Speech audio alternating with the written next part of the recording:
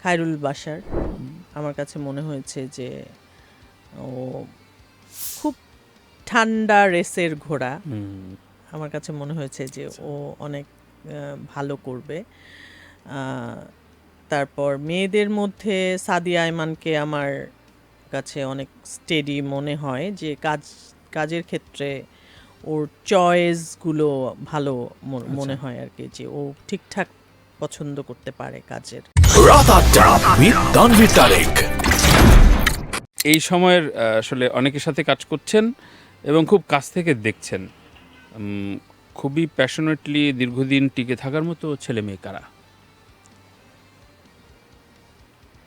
অনেকেই আমার কাছে অনেকেই মনে না বলেন, হয়েছে ওরা যে এনকারেজ হবে।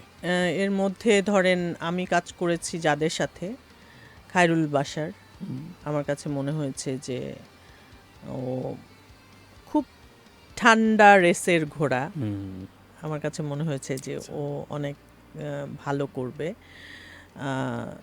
তারপর মেয়েদের মধ্যে সাদিয়া আয়মানকে আমার কাছে অনেক স্টেডি মনে হয়, যে কাজের ক্ষেত্রে ওর চয়েসগুলো ভালো মনে হয় আর কি, যে ও ঠিকঠাক পছন্দ করতে পারে কাজের ইয়েটা।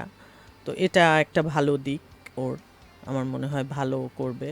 আর এছাড়া আমি কাজ করেছি নিহা যে মেয়েটা আছে, ওর সাথে কাজ করেছি। ওর ধৈর্যটা আমাকে খুব নেহা মানে অ্যাট্রাক্ট করেছে। মানে রিসেন্টলি আমি 3টা কাজ করলাম ওর সাথে।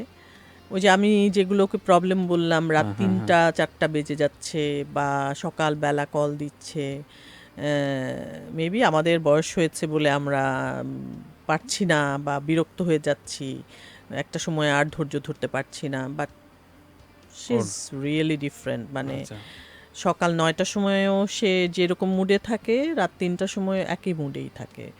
মানে ওর দেখি কোনো রকম চেঞ্জ নাই। খুব দারুণ কমপ্লিমেন্ট, এটা অবশ্যই তার ভালো লাগার কথা এবং ইন্সপায়ার হবে।